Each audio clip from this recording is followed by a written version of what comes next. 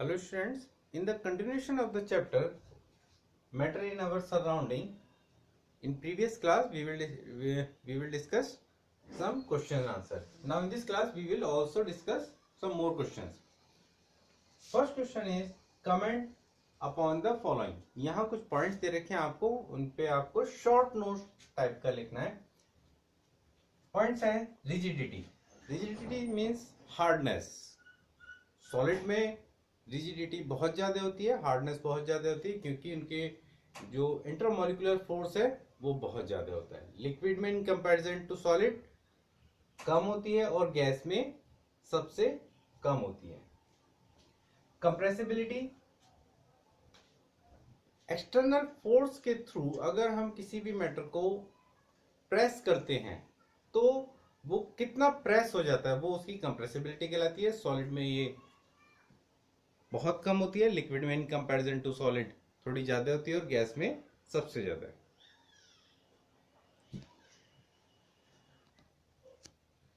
Fluidity, fluidity solid में नहीं होती है, लिक्विड में और गैस में फ्लूइडिटी होती है. फ्लूइडिटी मीन्स बहना एक तरीके से.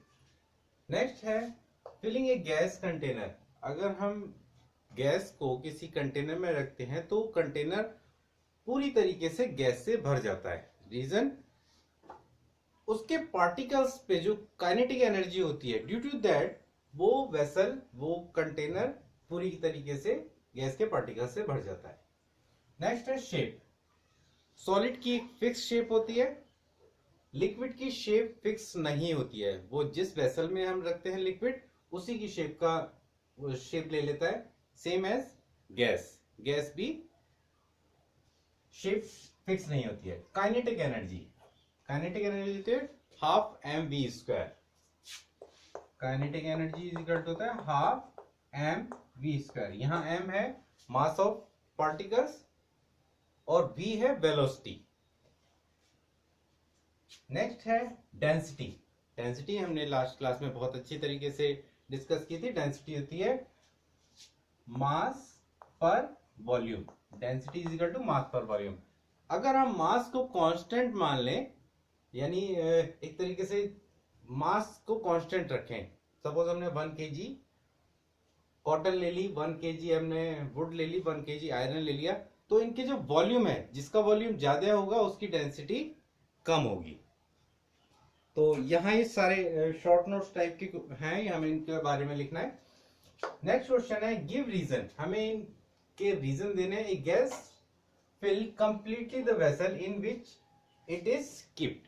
अगर हम गैस को किसी वेसल में रखते हैं तो गैस पूरी तरीके से उस वेसल में भर जाती है. रीजन, रीजन इज सेम कि गैस के जो पार्टिकल्स हैं, जो एटम्स हैं, उनमें काइनेटिक एनर्जी बहुत ज्यादा होती है और वो काइनेटिक एनर्जी होने की वजह से वो फ्रीली मूव करते रहते हैं और वो पूरे वेसल्स को भर देते हैं. Next is gas exert pressure on the wall of the container. जो जिस कंटेनर में हमने गैस भरी है उस कंटेनर की जो वॉल है उस पे गैस के पार्टिकल्स प्रेशर अप्लाई करते हैं. द सेम थिंग, क्योंकि गैस के पार्टिकल्स एटम्स में काइनेटिक एनर्जी होती है और वो मूव करते रहते हैं. मूव करते हुए वो वेसल्स की जो वॉल पे टकराते रहते हैं. ये टकराने से ही एक प्रेशर क्रिएट हो जाता है, इसको हम प्रेशर बोलते हैं. नेक्स्ट है wooden. A wooden table should be called a solid. एक वुडन टेबल को हम सॉलिड क्यों कहते हैं? सॉलिड हम किसे कहते हैं? सॉलिड की एक फिक्स शेप होती है, इंटरमोलिकुलर फोर्स बहुत ज्यादा होने की वजह से. इसमें कंप्रेसिबिलिटी नहीं होती है.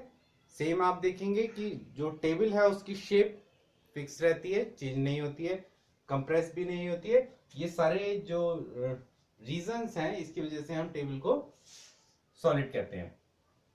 नेक्स्ट है we can easily move our hand in air but to do the same thing a solid block of wood we need to keep karate expert. Means अगर हम अपना हाथ एयर में इजीली मूव करा सकते हैं, हम अपना हाथ को एयर में इजीली मूव करा सकते हैं, लेकिन अगर हम एक वुडन ब्लॉक ले लें तो हम अपना हाथ को या फिर मूव कराने के लिए हमें कराटे एक्सपर्ट की जरूरत पड़ेगी।